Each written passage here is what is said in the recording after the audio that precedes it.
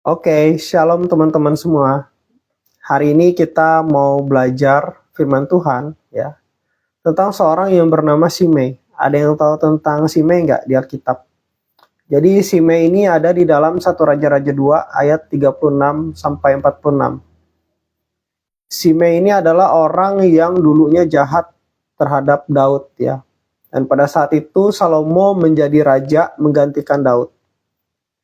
Nah, Salomo dengan Simei ini membuat persepakatan ya, membuat sebuah perjanjian atau persepakatan di mana kalau Simei sampai dia melanggar persepakatan atau perjanjian ini, maka nyawanya akan diambil atau Simei akan dibunuh.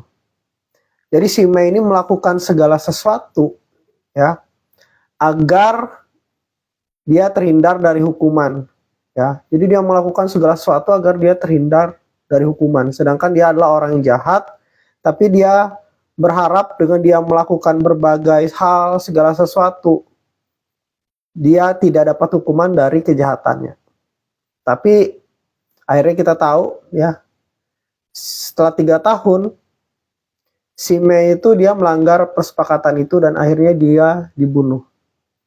Simei ini menggambarkan orang-orang yang berbuat jahat ya, melambangkan orang-orang yang banyak berbuat jahat dan walaupun dia berusaha sedemikian rupa ya supaya hidupnya baik-baik saja, supaya hidupnya aman-aman aja, tapi dia nggak akan pernah lepas dari penghukumannya.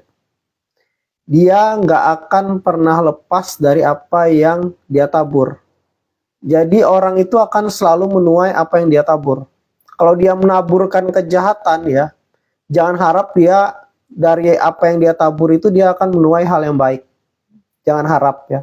Suatu saat mau dia usaha bagaimanapun, dia nggak akan bisa lepas dari penghukumannya dan dia pasti akan menuai buah dari kejahatannya. Nah, jadi dari sini kita belajar orang yang berbuat jahat itu nggak akan luput dari hukuman. Karena apa yang ditabur orang itu yang akan dituainya. Nah, jadi teman-teman ya, kalau jadi teman-teman ya, berhati-hatilah dengan apa yang kamu tabur ya. Jangan menaburkan yang jahat. Ada orang ya melakukan yang jahat gitu ya, tapi dia merasa aman-aman aja. Itu perasaan dia aja teman-teman. Tapi akan datang waktunya dia akan menuai apa yang dia tabur selama ini ya. Ada tokoh-tokoh di Alkitab itu raja gitu ya. Dia mengharapkan untuk dinubuatkan yang baik oleh Nabi Tuhan gitu ya. Tapi Nabi Tuhan ini selalu menubuatkan yang buruk tentang dia. Kenapa? Karena hidupnya aja jahat gitu ya. Pasti dia akan menuai sesuatu yang buruk. Nah, jadi kalau kamu misalnya hidupmu jahat gitu ya, jangan terlalu berharap untuk menuai yang baik gitu kan, atau mendapat nubuat-nubuat yang baik. Jangan terlalu berharap. Itu ada ceritanya di Alkitab. Berbeda dengan Daud gitu ya. Daud bisa melakukan kesalahan, dia dinubuatkan sesuatu gitu ya, disampaikan sesuatu oleh hamba Tuhan ya, Nabi Gad, dan akhirnya dia bertobat. Itu lain cerita ya.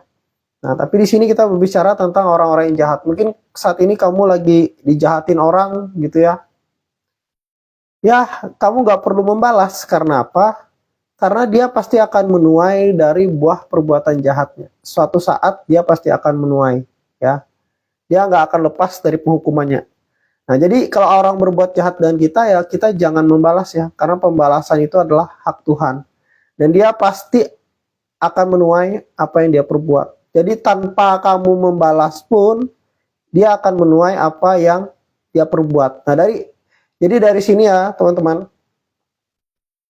dari firman hari ini, tiba-tiba aja ini ya, jangan membalas orang yang berbuat jahat kepada kamu. Serahkan itu ke Tuhan, biar Tuhan aja yang balas. Terus kita juga belajar supaya jangan iri dengan orang yang berbuat jahat dengan kita. Ya, karena seperti kisah Simei ini ya, cepat atau lambat ya, mau dia usaha bagaimanapun, dia akan menuai buah dari kejahatannya. Begitu juga orang yang berbuat jahat, kita nggak perlu iri ya. Karena apa? Mereka kelihatannya saja aman-aman gitu ya. Tapi sebenarnya mereka sedang berdiri di pinggir jurang. Menunggu waktunya maka mereka akan jatuh. Nah, jadi jangan iri dengan orang yang berbuat jahat. Ya. Dan kita sendiri juga perlu jaga hati gitu ya. Jaga hati supaya apa? Supaya kita nggak seperti itu. Ya. Orang jahatin kamu, misalnya yang sekolah, mungkin ada ya di sini yang dibully, ya di sekolah gitu ya. Ada yang difitnah, ya. Ada yang diperlakukan nggak adil, ada yang dijahatin orang lain lah intinya. Dijahatin orang itu kan ada banyak macam kan. Yang saya sebutkan tadi itu kan cuma mungkin salah satunya. Nah, kalian nggak perlu membalas ya, karena mereka akan menuai sendiri apa yang mereka tabur. Dan pembalasan itu adalah hak Tuhan. Dan kalian jangan iri dengan orang yang jahat, orang yang curang, ya. Karena kelihatannya saja mereka aman-aman, sama seperti si Mei ini 3 tahun aman-aman aja setelah dia berbuat jahat gitu ya. Tapi akan datang waktunya, dia akan menuai gitu ya, buah dari kejahatannya. Karena apa yang ditabur orang itu yang akan dituainya. Dan teman-teman, jaga hati kita juga supaya kita nggak menjadi orang yang punya hati yang jahat gitu ya. Manusia itu memang bawaannya jahat. Memang bawaan manusia seperti itu karena dosa ya. Tetapi jangan jadikan itu membuat kita jadi orang jahat ya. Tapi biarlah kita terus mengisi hidup kita dengan firman Tuhan dan keintiman dengan Tuhan. Dan di situ biarlah kita berdoa supaya karakter Tuhan itu dimanifestasikan di dalam kehidupan kita. Sehingga kita semakin lama semakin seperti Tuhan karakter kita ya. Nah, saya juga mau berdoa di sini buat teman-teman. Ini yang live satu orang, ada yang mau didoakan nggak? Ya, saya mau berdoa nih buat teman-teman yang ingin didoakan. Terlebih hari ini saya tergerak untuk mendoakan kepada teman-teman yang pernah dijahatin orang, gitu ya. Oke, kita berdoa ya. Bapak, anakku berdoa buat setiap orang yang menyaksikan saat ini Tuhan.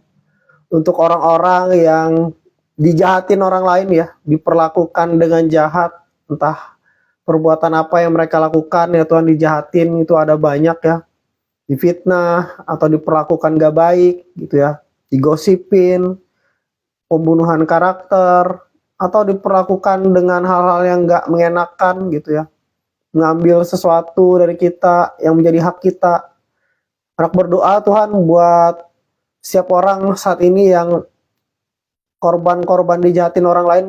Anak berdoa di dalam nama Tuhan Yesus Tuhan, Engkau jamah, Engkau sembuhkan hati mereka Tuhan, bahkan Engkau kembalikan apa yang diambil Tuhan Yesus.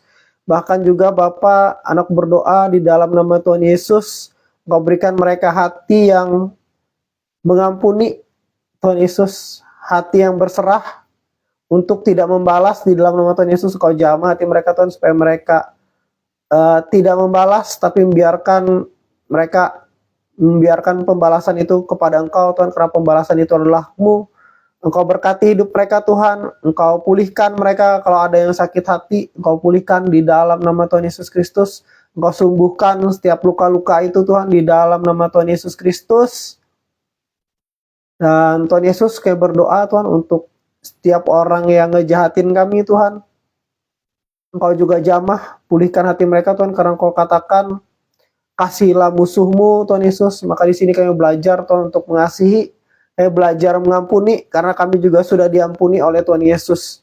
Di dalam nama Tuhan Yesus, tolong kami Roh Kudus mengampuni setiap orang yang jahat terhadap kami, yang menyakiti hati kami, dan biar Engkau jamah mereka Tuhan, ubah hati mereka yang jahat terhadap kami Tuhan, ubah hidup mereka di dalam nama Tuhan Yesus. Engkau berkati juga hidup mereka Tuhan Yesus. Karena mereka nggak tahu apa yang mereka perbuat Tuhan. Terima kasih Tuhan. Haleluya. Amin. Oke teman-teman, demikian sharing kita hari ini. Tuhan Yesus memberkati.